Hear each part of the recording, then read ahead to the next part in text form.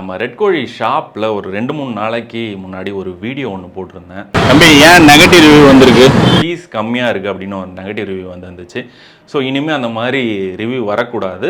Extra பீஸ்லாம் போட்டு திருப்தியாக மக்கள் சாப்பிட வர மக்களுக்கு திருப்தியான உணவு கொடுக்கணும் அப்படின்றத நான் ஒரு வீடியோ ஒன்று போட்டிருந்தேன். ஸோ அந்த வீடியோ போட்டதுலேருந்து கிட்டத்தட்ட ஒரு 3-4 நாளாக நம்ம கடைக்கு சாப்பிடாத இது வரைக்கும் நம்ம கடை பக்கமே வராத சில பேர் அண்ட் வேற எங்கேயோ வேற ஊரில் இருக்கிற சில பேர், நம்மளை பிடிக்காத என்னை பிடிக்காத சில பேர், அப்படி நான் என்ன உங்களுக்கு தப்பு பண்ணேன்னு தெரியல. நம்ம இத்தனை வருஷமாக நிறைய விழிப்புணர்வு வீடியோ தான் நம்ம பண்ணியிருக்கோம். யாருக்கும் எந்த கெடுதல் வீடியோவோ இல்லை யாருக்கும் எந்த கெடுதலும் பண்ணதில்லை. நம்மளை பிடிக்காத, ஏன்னா எல்லாரையும் சாட்டிஸ்ஃபை பண்ணுறது கஷ்டம்தான். பட் என்னை பிடிக்காத சில பேர், நம்ம சிக்கனை சாப்பிட்டதே இல்லாதவங்களாம் இந்த மாதிரி வெரி பேடு, வெரி ஒஸ்ட்டு அப்படின்னு சொல்லி நெகட்டிவ் ரிவ்யூஸ் போட்டுட்ருக்கீங்க. ரொம்ப கஷ்டமாக இருக்குது அதை பார்க்கும்போது. ஸோ ஒருத்தவன் மேலே வந்துகிட்டு இருந்தால் அவனை ஈஸியாக அழிச்சிடணும் அப்படின்னு ஒரு சில பேர் நினைக்கிறத பார்க்கும்போது ரொம்ப கஷ்டமாக இருக்குது. நம்ம கஷ்டப்பட்டு எவ்வளோ கஷ்டப்பட்டு முன்னேறி வந்துகிட்டு இருக்கேன். இந்த ஒரு சில ரிவ்யூலாம் பார்த்தீங்கன்னா நம்ம கடைக்கு வந்ததே கிடையாது அவர், பட் நெகட்டிவ் ரிவ்யூ. அதை பார்க்கும்போது கோபம் வரல மக்களே, சத்தியமாக கஷ்டமாக இருக்குது.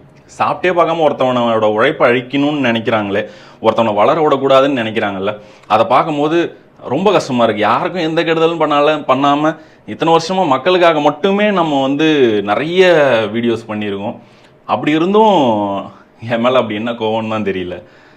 ரொம்ப கஷ்டமாக இருக்குது. உண்மையாக ஒரு ஹோட்டல் இண்டஸ்ட்ரியில் ஒரு புரட்சியை கிரியேட் பண்ணணும்.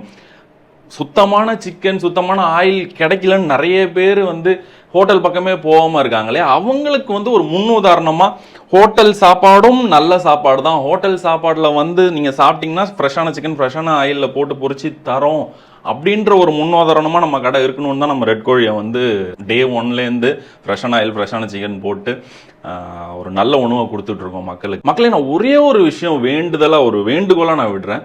நீங்கள் சாப்பிட்டு பாருங்கள். நீங்கள் பே கூட பண்ண தேவையில்ல.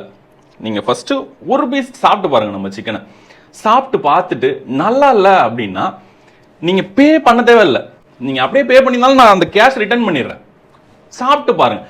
சாப்பிட்டு பார்க்காம நீங்கள் போடுற அந்த நெகட்டிவ் ரிவ்யூ ரொம்ப வலிக்குதுங்க. ரொம்ப ரொம்ப ரொம்ப வலிக்குது. ஒருத்தவன் வளர்ந்து வரான், பல பேரோட உழைப்பு பின்னாடி இருக்குங்க. பல பேர் இதுக்கு பின்னாடி, நான் ஒரு ஆள் மட்டும் இல்லை, பல குடும்பங்கள் வாழ்ந்துட்டு இருக்குங்க நம்ம கடை மூலயமா. ஸோ அவங்களோட உழைப்பையும் நீங்கள் அழிக்கிறீங்க.